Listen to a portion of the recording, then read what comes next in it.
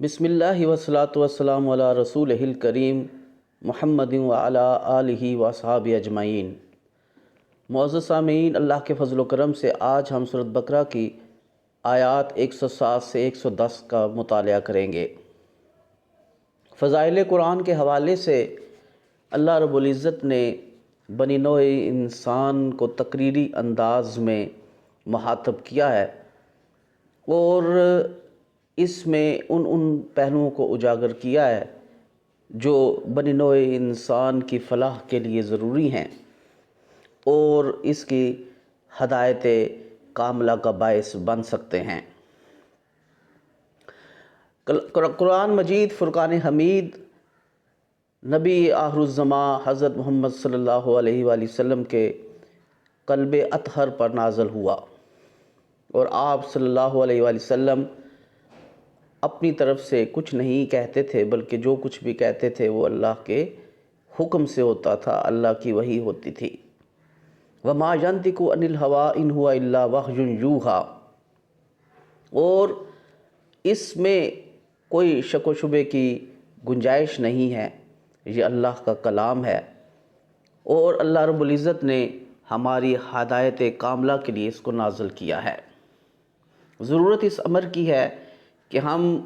ان امور کو ملحوظ خاطر رکھیں اپنی زندگی میں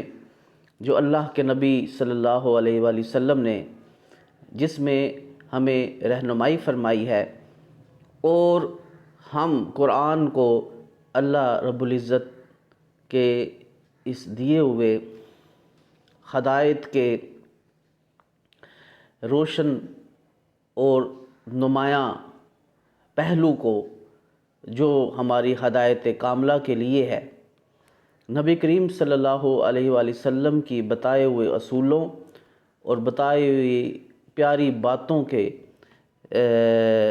پس منظر میں اس کو سمجھنے کی کوشش کریں۔ اور دوسری چیز یہ ہے کہ اس میں ہم سوچنے کے وہ پہلو اختیار کریں جو اللہ کے نبی نے ہمیں سکھائی ہیں۔ اس طریقے سے ہم قرآن کو سمجھیں جیسے اللہ کے نبی نے ہمیں سمجھایا ہے۔ جب یہ انداز ہمارا ہوگا تو پھر ہم یہ دیکھیں گے کہ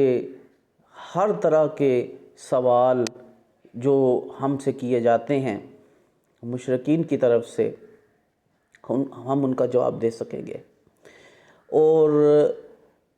سیرت النبی صلی اللہ علیہ وآلہ وسلم کا مطالعہ نہایت ضروری ہے۔ قرآن مجید فرقان حمید کا ایک معجزہ یہ بھی ہے کہ یہ ہر لمحے اس کو پڑھنے والا انسان الہام سے گزرتا ہے اور ہر شخص پر الہام کی الگ الگ کیفیت پیدا ہوتی ہے جو خالصتاً اللہ رب العزت کی طرف سے ہوتی ہے، اور وہ یہ کنیکٹیویٹی ہے جو انسان کی اللہ کے ساتھ قائم ہوتی ہے قرآن کے ذریعے سے، اور جتنا جس کا تقویٰ ہے اسی قدر اس کو وہ الہام حاصل ہوتا ہے۔ اور صرف اس چیز کو ملحوظ رکھنا ہے کہ ہم نے قرآن کو اس طریقے سے سمجھنا ہے جیسے اللہ کے نبی نے ہمیں بتایا ہے۔ اس شاہراہ پر جب ہم رہیں گے تو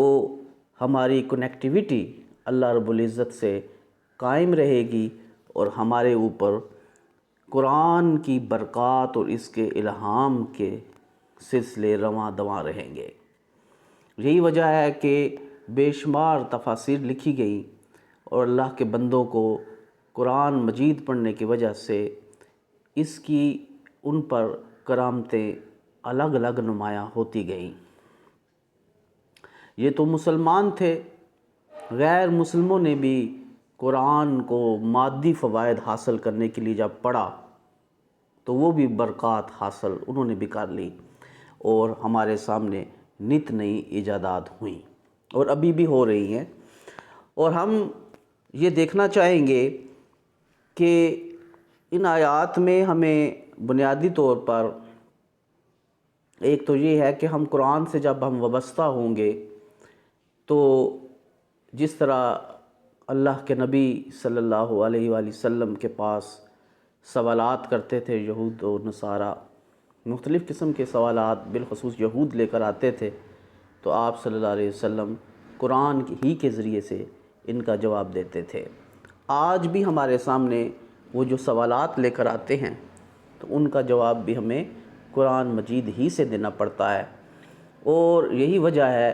کہ قرآن مجید میں سے جب ہم ان سوالوں کے جواب دیتے ہیں تو ہمارے ساتھ جو ہے اللہ رب العزت کی مدد بھی شامل ہو جاتی ہے اور الہام کا سلسلہ بھی شامل ہوتا ہے، اور اللہ تعالی ہمیں جو ہے وہ کافروں کے اوپر، مشرکوں کے اوپر غلبہ عطا فرماتے ہیں۔ اس لیے یہ ضروری ہے کہ قرآن مجید کو دل سے پڑھا جائے، محبت سے پڑھا جائے اور فہم حاصل کرنے کے لیے پڑھا جائے، اور بار بار میں یہ کہوں گا کہ اس طریقے سے پڑھا جائے جیسے اللہ کے نبی نے سکھایا۔ آپ صلی اللہ علیہ وسلم کی سیرت طیبہ کو ملحوظ رکھا جائے، پھر ہم قرآن اس کے جو فیوز و برکات ہیں وہ حاصل کر سکیں گے۔ اعوذ باللہ من الشیطان الرجیم، بسم اللہ الرحمن الرحیم۔ الم تعلم ان اللہ لہ ملک السماوات والارض وما لکم من دون اللہ من ولی ولا نصیر ام تریدون ان تسألوا رسولکم کما سئل موسیٰ من قبل ومن یتبدل الکفر بالایمان فقد ضل سواء السبیل ود کثیر من اہل الکتاب لو یردونکم من بعد ایمانکم کفارا حسدا من عند انفسهم من بعد ما تبین لهم الحق فاعفوا واصفحوا حتى یأتی اللہ بامرہ ان اللہ علی کل شیء قدیر واقیموا الصلاۃ وآتوا الزکاۃ وما تقدموا لانفسکم من خیر تجدوہ عند اللہ ان اللہ بما تعملون بصیر۔ کیا آپ یہ نہیں جانتے کہ آسمانوں اور زمین کی فرمانروائی اللہ ہی کے لیے ہے، نیز یہ کہ اللہ کے سوا تمہارا کوئی خبر گیری کرنے والا اور مددگار نہیں ہے؟ یا تم لوگ یہ چاہتے ہو کہ اپنے رسول سے ایسے ہی سوال اور مطالبے کرتے جاؤ جیسے اس سے بیشتر موسیٰ علیہ السلام سے کیے جا چکے ہیں، اور جس شخص نے ایمان کی روش کو کفر کی روش سے بدل دیا اس نے سیدھی راہ کو گم کر دیا۔ اہل کتاب میں سے اکثر لوگ یہ چاہتے ہیں کہ تمہارے ایمان لانے کے بعد پھر سے تمہیں کافر بنا دیں، جس کی وجہ ان کا وہ حسد ہے جو ان کے سینوں میں ہے، جبکہ اس سے قبل ان پر حق بات واضح ہو چکی ہے۔ اے مسلمانوں انہیں معاف کرو اور ان سے درگزر کرو۔ اے مسلمانوں انہیں معاف کرو اور ان سے درگزر کرو تاکہ اللہ تعالیٰ خود ہی اپنا حکم بھیج دے، بے شک اللہ تعالیٰ ہر چیز پر قادر ہے۔ اور نماز قائم کرو اور زکوٰۃ ادا کرو، اور اپنے لیے جو بھی نیکی کے کام تم آگے بھیجو گے انہیں اللہ کے ہاں پا لو گے، اور جو کام تم کرتے ہو بلا شبہ اللہ وہ سب کچھ دیکھ رہا ہے۔ اسلام سے متنفر کرنے کا جو دوسرا طریقہ یہود نے اختیار کیا وہ یہ تھا کہ موشگافیاں کر کے طرح طرح کے سوالات مسلمانوں کے سامنے پیش کرتے، انہیں کہتے کہ اپنے نبی سے یہ بات بھی پوچھ کر بتاؤ، اور وہ بھی اور یہ بھی۔ اس پر اللہ تعالیٰ نے متنبہ کیا کہ یہود کی تو عادت ہی یہ رہی ہے، انہوں نے تو موسیٰ علیہ السلام کو مسلسل سوالات اور مطالبے کر کر کے تنگ کر دیا تھا۔ اس طرح کی موشگافیاں کافرانہ روش ہے، اور یہ کام ایسے لوگ کرتے ہیں جو اطاعت و فرما برداری پر آمادہ نہیں ہوتے، لہٰذا تم ایسے لا یعنی اور بے مقصد سوالات کرنے سے پرہیز کرو۔ ہم مسلمانوں کو بھی بے جا قسم کی بحث اور جس کا شریعت سے کوئی تعلق نہیں ہے، یا شریعت نے جس پر بحث کرنے سے منع کیا ہے، جب ہم ان بحثوں میں الجھتے ہیں تو گمراہی کے راستے کھل جاتے ہیں، یہاں تک کہ بالکل سیدھی راہ پر چلنے والا شخص، کامیابی سے ہمکنار ہونے والا شخص